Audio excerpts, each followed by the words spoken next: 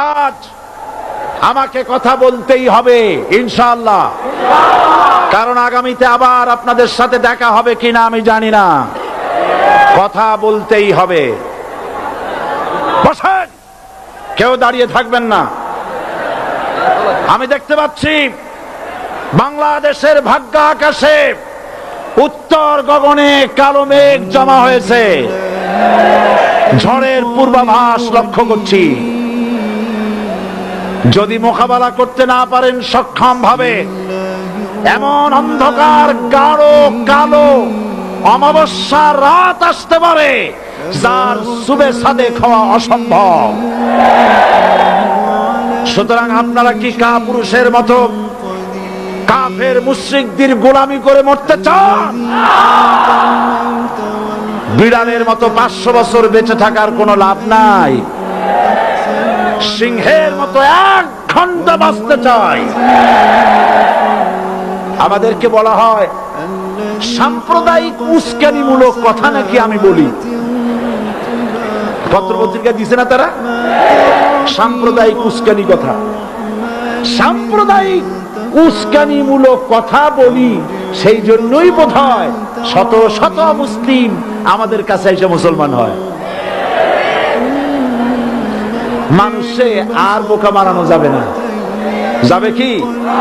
আর বোকা বানানো যাবে? তারপর বলছে কি?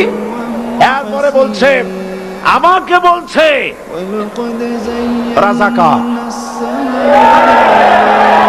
শুনে রাখো চট্টগ্রামের লক্ষ লক্ষ জনতা, পার্লামেন্টে যখন আমাকে এই কথা বলা হয়েছিল, আমার পার্লামেন্টের কলিগ জাফরুল্লাহ চৌধুরী সাহেব বসে আছেন এখানে,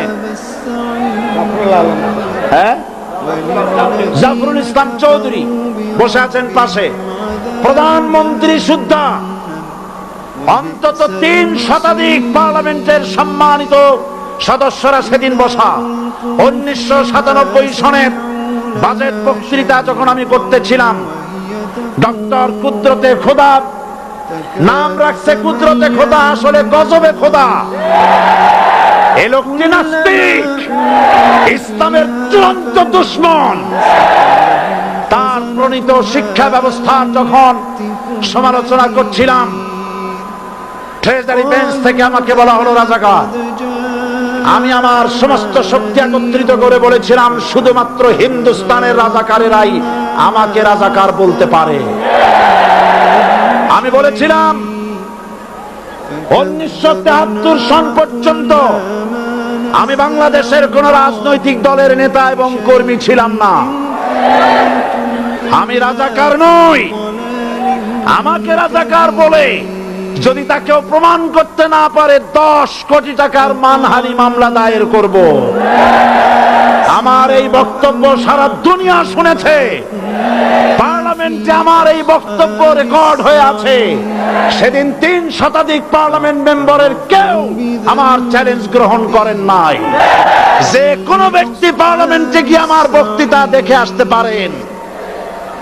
এরপরে 1997 সনের 7 অক্টোবর দৈনিক জনকণ্ঠ পত্রিকা যখন আমার বিরুদ্ধে লিখলো, সেই পত্রিকায় সাইদির ওপেন চ্যালেঞ্জ 8ম পাতা, 1997 7 অক্টোবর, এত বড় 2 কলমে হেডিং। সেখানে আমি বলেছি বাংলাদেশের সকল সাংবাদিক, গোয়েন্দা বিভাগ, বাংলাদেশের সকল বুদ্ধিজীবীকে আমি আমার পিরোজপুরে আমন্ত্রণ করছি। আমার উপস্থিতিতে যদি কেউ প্রমাণ করতে পারে বাংলাদেশের স্বাধীনতা যুদ্ধের বিরুদ্ধে আমার কোন ভূমিকা ছিল, সজ্ঞানে স্বেচ্ছায় জাতীয় সংসদের সদস্য পদ থেকে পদত্যাগ করব। 3 বছর পার হয়ে গেছে, আজ পর্যন্ত কেউ এই চ্যালেঞ্জের মোকাবেলা করে নাই। সুতরাং আমাকে যারা রাজাকার বলবে তারা পিতৃ পরিচয়হীন অবৈধ সন্তান। 1971 সনের, শোনো মুসলমানেরা, 1971 সনের কোন কাদা সাইদির গায়ে লাগে নাই। আমাকে রাজাকার বলে জনগণ থেকে বিচ্ছিন্ন করবা, জনগণ থেকে আমারে বিচ্ছিন্ন করা যাবে না। কারণ এই জনগণ আমার জন্য আসে না, এই জনগণ আসে আল্লাহ কোরআনের জন্য।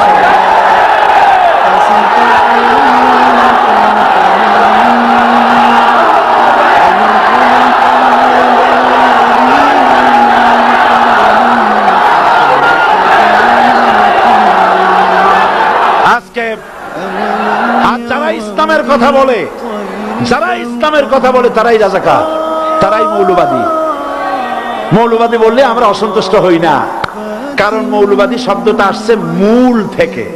মৌল শব্দ এসেছে মূল থেকে। মূলবাদী তার মানে যারা মূলে আছে। মূল হলো কোরআন, মূল হলো হাদিস, মূল হলেন আল্লাহ, মূল হলেন আল্লাহ রসুল। আমরা আছি মূলে। এখন বলেন তো মূলের শক্তি বেশি না আগার শক্তি বেশি?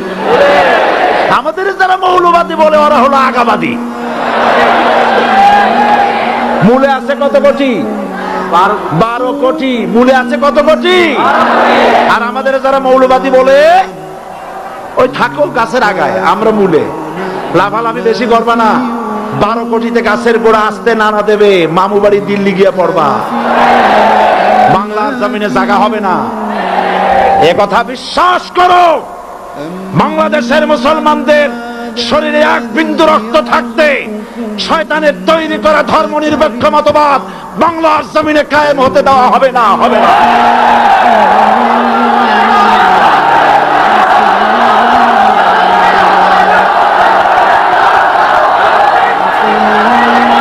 রাসূল করিম সাল্লাল্লাহু আলাইহি ওয়াসাল্লাম কোরআন প্রতিষ্ঠার জন্য আন্দোলন করেছিলেন। আয়াতুল কুরসি আমাদের সে কথাই শিখেছে। আল্লাহ রাব্বুল আলামিন বলেন, আল্লাহু লা ইলাহা ইল্লা হুয়াল হাইয়ুল কাইয়্যুম। প্রাণ খুলে পড়েন, আল্লাহু লা ইলাহা ইল্লা হুয়াল হাইয়ুল কাইয়্যুম। আল্লাহ হচ্ছেন তিনি যিনি ছাড়া কোনো ইলাহা নাই, আইনদাতা নাই, বিধানদাতা নাই। আমরা মানুষের তৈরি করা আইন মানি না। 12 কোটি মুসলমানের দেশে আইন তৈরি করবে মানুষ, আমরা মানব না। পার্লামেন্টে তৈরি হতে হবে কোরআন দিয়ে, পার্লামেন্টে আইন তৈরি হতে হবে কোরআন দিয়ে। সুতরাং ভয় যতই পান আর যতই ষড়যন্ত্র করেন, 4 দল যখন একত্রিত হয়েছে, ঐক্যবদ্ধ থাকবে, সরকার ঐক্যবদ্ধভাবে গঠন হবে, নির্বাচন ঐক্যবদ্ধভাবে হবে এবং কোরআন হবে, আল কোরআনের পার্লামেন্ট হবে বাংলাদেশে।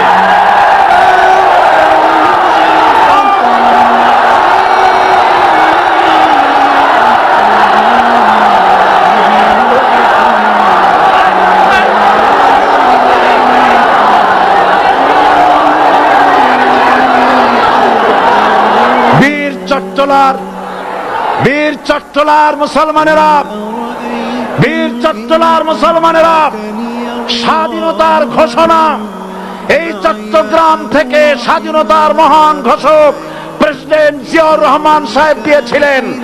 এই চট্টগ্রাম থেকেই ইসলামী রাষ্ট্রের ঘোষণা হবে।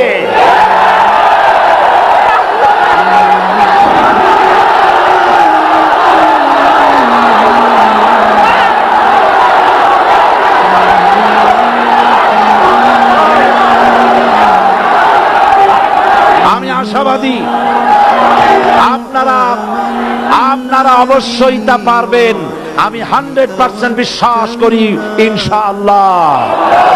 কারণ যে ষড়যন্ত্রের মোকাবেলা করে স্থানীয় রাজনৈতিক দলের নেতৃবৃন্দ কোরআনের মাহফিল সিনায় এনেছেন, আমি প্রথম দিনই বলেছি চট্টগ্রাম তাফসীরুল কোরআন মাহফিল কোন রাজনৈতিক দলের প্রতিনিধিত্ব করে না। এটা কোন জামাত শিবিরের একক সম্পদ নয়, এটা চট্টগ্রামের মুসলমানদের কলিজার টুকরা তাফসীরের মাহফিল। সুতরাং এই মাহফিল